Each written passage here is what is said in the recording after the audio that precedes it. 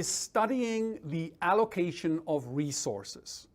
This really includes everything, whether it is labor, whether it is money, whether it is intellectual property, whether it is oil, or whether it is Bitcoin.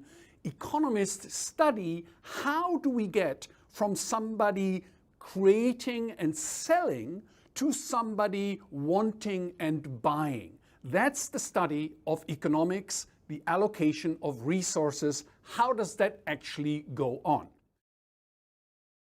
Every business should have an economist or somebody who is trained in economics on their team. In fact, I would argue that every team needs to have an economist. Being an economist, understanding on how resources are allocated, I think is an absolute 21st century skill.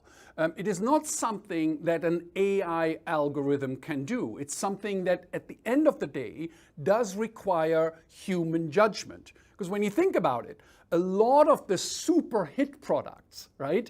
When you look back in history, based on an AI or just an algorithmic analysis, a lot of the sort of dare doing hit products should never have succeeded. Like in Japan, the Pokemon, for example, right? A Pokemon, an AI would have told you this is completely crazy, this can never work. But here it is, it turned into a super duper hit product very, very quickly. So the judgment by a human, the judgment of somebody who does apply not just the science and the algorithms of economics, but also human judgment, at the end of the day, that's absolutely key.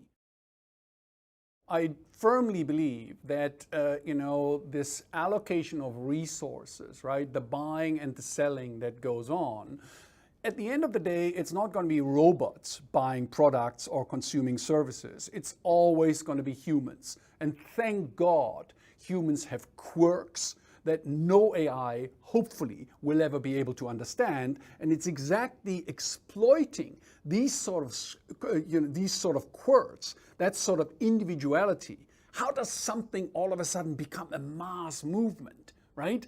And that's the sort of stuff, right, where human nature will always prevail over any form of machine going forward.